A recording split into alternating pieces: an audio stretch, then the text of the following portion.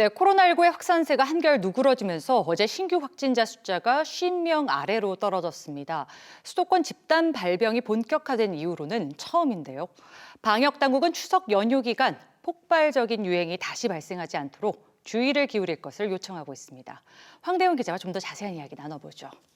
자, 황 기자, 확진자 숫자가 어제부터 50명 아래로 떨어졌어요. 네, 오늘 0시 기준으로 신규 확진자가 38명 늘었습니다. 주말부터 지금 나흘 연속 두 자릿수를 기록하고 있는 건데요. 네. 특히 수도권 중심으로 2차 유행이 시작된 뒤로는 지금 50명 이하로 내려간 건 처음입니다. 이번 달 초까지만 해도 17일 연속 100명대를 유지하기도 했죠. 지난주부터 두 자릿수로 내려왔다가 다시 100명대로 올라갔다가 그래프가 위아래로 진동하면서 서서히 내려오고 있는 모양새입니다. 네. 감염 경로를 보면 지역 발생이 23명, 해외 유입이 15명입니다. 이 지역 발생 확진자 숫자도 지난달 이후로는 처음으로 20명대를 기록한 건데요. 어제부터 이틀 연속 50명 아래를 유지하고 있는데 이 정도면 사회적 거리두기 1단계에 해당하는 숫자입니다. 지역별로는 서울 11명, 경기 6명으로 수도권에서 17명이 나왔습니다. 수도권 확진자 숫자가 10명대를 기록한 것도 8월 이후로 처음입니다. 네. 그 외 지역에서는 부산이 3명, 경북이 2명, 충북이 1명이었습니다. 신규 확진자가 나온 시도가 모두 6개인데 최근에 거의 매일 한 10개 넘는 시도에서 나왔었잖아요. 그랬죠. 이것도 상당히 줄어든 숫자입니다. 하지만 그렇다고 안심할 수는 없는 것이 오후에 들어온 소식을 보면 확진자가 일주일째 안 나오고 있던 광주광역시에서 지금 확진자가 또 발생을 했다고 하거든요. 계속 긴장을 늦출 수 없는 상황입니다. 사망자는 전날보다 1명 늘어서 누적 407명이 됐습니다. 네, 어떤 단정적인 결론을 내기에는 시기상조겠지만 방역 당국의 평가는 어떻습니까? 역시나 조심스럽죠. 권준우 중앙방역대책본부 부본부장 얘기를 보면 오늘 브리핑에서 하루하루 상황과 통계에 대해서 너무 큰 의미를 두는 것은 성급하고 위험할 수 있다 이렇게 말을 했습니다.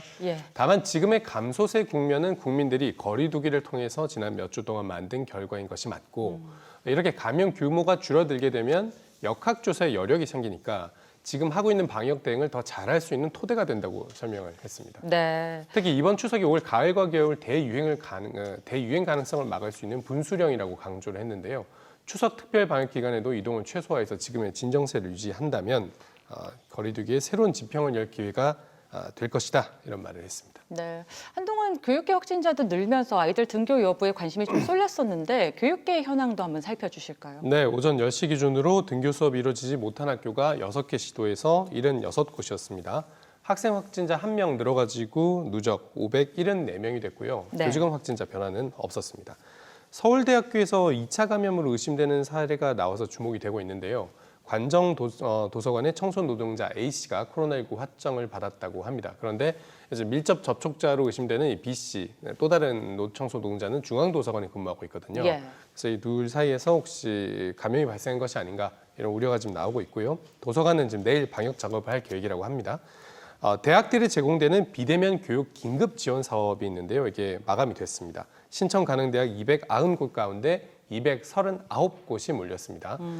이 예산이 한 1,000억 원 정도 되는 사업인데요. 교육부는 이 대학들이 1학기 등록금 환불을 위해서 자구 노력을 얼마나 했는지 분석을 해서 다음 달 중으로 지원금을 배부할 예정입니다. 네, 자 내일부터 추석 연휴 시작입니다. 추석에 혹시나 차례를 지내거나 할 때 꼭 지켜야 할 방역 수칙도 정리해 주실까요? 네, 일단 인원을 최소화하는 것이 가장 중요합니다. 차례 도중에도 마스크를 쓰셔야 되고요.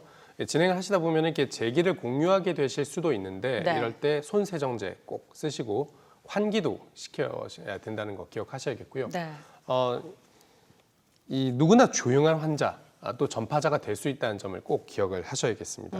특히 나이가 많은 가족 구성원들의 건강과 안전을 가장 중요하게 생각하라고 방역 당국은 강조를 하고 있거든요. 연휴 중에도 선별 진료소는 운영을 하기 때문에 감염이 의심이 되신다면 연휴 중에라도 검사를 받으시는 것이 좋겠습니다. 네, 나와 내 가족의 건강을 위해서라도 좀 번거로우시겠지만 꼭 좀 방역 수칙 지켜주셨으면 좋겠습니다. 오늘 얘기 잘 들었습니다.